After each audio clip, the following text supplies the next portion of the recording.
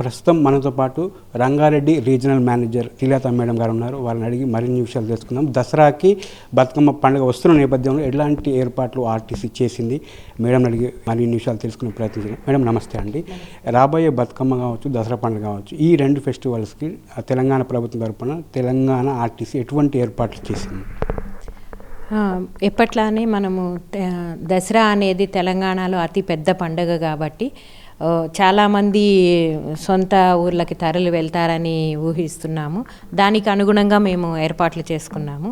మనకి రేపు ఎల్లుండి సండే నుంచి స్కూల్స్ హాలిడేస్, అంటే రేపు ఒకటే వర్కింగ్ డే అని తెలిసింది.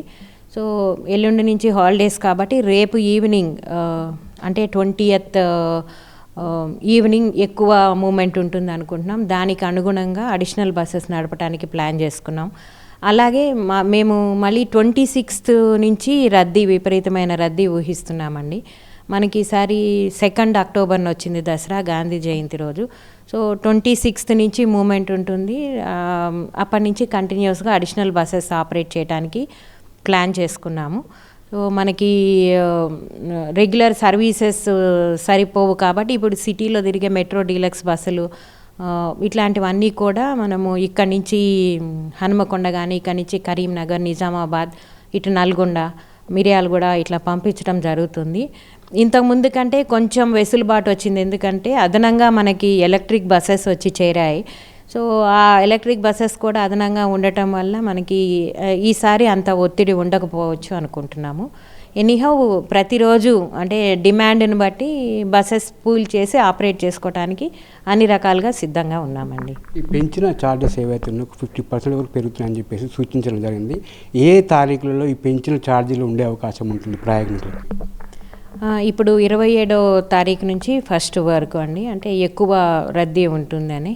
అది కూడా షెడ్యూల్ సర్వీసెస్ అంటే రెగ్యులర్గా ఇప్పుడు మేము ఆపరేట్ చేసే సర్వీసులు ఉండదండి.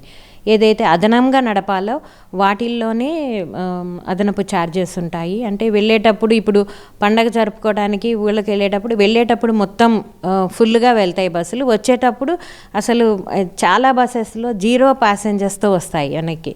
సో డీజిల్ ఖర్చు కూడా రాదు కాబట్టి మేము ఆ 50% అనేది ఛార్జ్ చేయడం జరుగుతుంది. అది కూడా అదనపు బస్సుల్లోనే ఉంటుంది. 27th నుంచి నడిపే బస్సుల్లో ఉంటుందండి.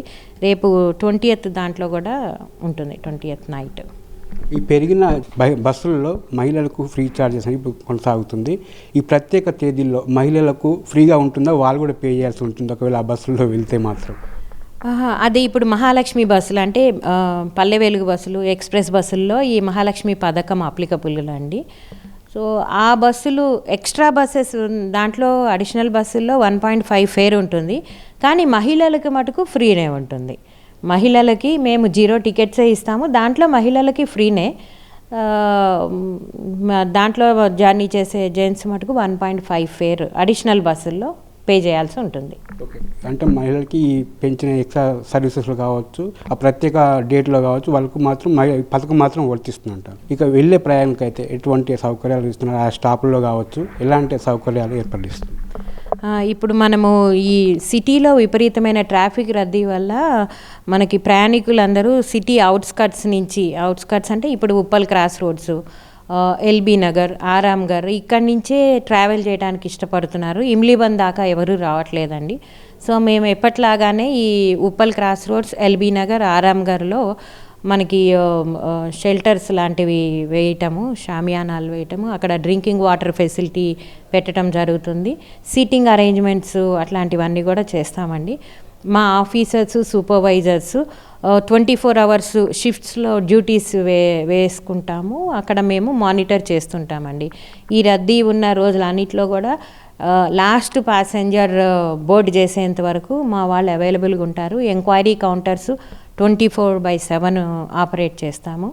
ఏ ఇబ్బంది కాకుండా మేము అన్ని ఏర్పాట్లు చేస్తామండి. ముందస్తుగా టికెట్లు బుక్ చేసుకున్న వారికి ఎట్లాంటి సౌకర్యం అంటే ఈసారి 377 సర్వీసులు ఎక్స్ట్రా కేటాయించిన వారికి ముందస్తుగా టికెట్లు బుక్ చేసుకోవాలని చెప్పేసి ఇన్ని సర్వీసులు కేటాయించని చెప్పేసి వాళ్ళు ఎన్రోల్ చేసుకోవచ్చు, వాళ్ళకి ఎట్లాంటి ఫెసిలిటీస్ ఉంటాయి? అంటే మేము ఆల్రెడీ ఓపీఆర్ఎస్లో పెట్టేశామండి. యాక్చువల్గా మనము ఈ ముందస్తు రిజర్వేషన్ అంటే ఏపీ డెస్టినేషన్స్కి కోసం ఉద్దేశించినవి. ఇప్పటికైతే ఏమంత రష్ కనిపించట్లేదండి. మేము పెట్టిన దాంట్లో 30% ఇంకా మట్టుకే బుక్ అయినాయి. అంటే 70% ఇంకా సీట్స్ అవైలబుల్గా ఉన్నాయి. అంటే ఇప్పుడు విజయవాడ, విశాఖపట్నం, అమలాపురం ఇట్లాంటి డెస్టినేషన్స్కి 26th ఈవినింగ్ ఉంటుంది. ఇంతకుముందైతే ఆంధ్ర వాళ్ళు ఎవరు వెళ్ళరు, రేపు ఈవినింగ్ అయితే మూమెంట్ ఉండదు. సో 26th ఈవినింగ్ ఉంటుంది. మా రిజర్వేషన్స్ అది చూస్తే మేము 2న దసరా కాబట్టి 1ను కూడా మాకు రద్దీ ఉంటుంది. టువర్డ్స్ ఏపీ డెస్టినేషన్స్ అనుకుంటున్నామండి. దానికోసం అనుగుణంగా బస్సులు పెట్టుకున్నాము.